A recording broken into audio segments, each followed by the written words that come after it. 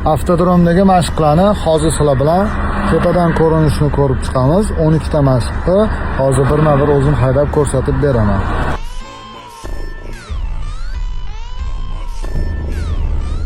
Imtihonga kelib mashinaga o'tirganimizda birinchi qiladigan ishimiz sidenalarni o'zimizga moslab olishimiz kerak bo'ladi. Qulay qilib o'tirib olganimizdan keyingisi xavfsizlik kamarini remenni taqib olishimiz kerak. Hammasini to'g'rilab olganimizdan keyin bokovoy oynalarni ko'rib olishimiz kerak. Ballonlarimizga to'g'rilgan bo'lishi kerak. Pavorotnik ishorasini chapga yoqib, birinchi kursga olib, ruchni o'chirib, sekin harakatni boshlasak bo'ladi. Pavorotnik ishorasini orqa ballonimiz chiziqdan o'tgandan keyin o'chirib olamiz. Keyingi mashg'ulotimiz tartibga solinmagan piyodalar o'tish joyi. Bu yerda 1 metr oraliq masofasida to'xtab 5 sekund turamiz. 1 2 3 4 5. Keyingi mashg'ulotimiz estakada mashg'uloti. Tik 12% tik balandlik. Bu yerda ham stop chizig'i bor. 1 metr oraliq masofasida to'xtab. Endi bu yerda ko'pchilik xolisi ruchnoy bilan, xolisi seplenniy tormoz bilan ishlashadi. Men seplenniy tormoz bilan bajarib ko'rsatib beraman. Seplenani sekin ko'taramiz. Mashina motor ozgina vibratsiyaga kelgandan keyin seplenani ushlab, tormozni qo'yib yuborsak, mana mashina o'zi sekin, plavniy harakatlanib ketadi. Tushayotganda iloji boricha sekinroq tushamiz.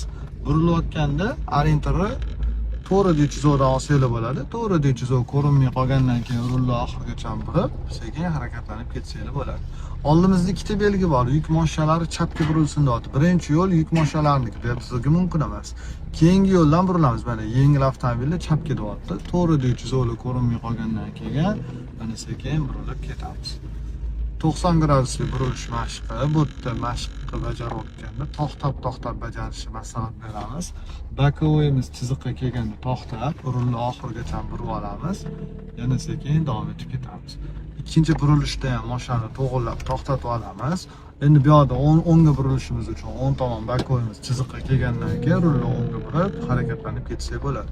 Buyuruvchi belgi hammaga o'ngga burilgan deyapti. Tepasida yo'l bering belgisi bor. Chap tomondan yuk avtomobillari kelsa yo'l beramiz.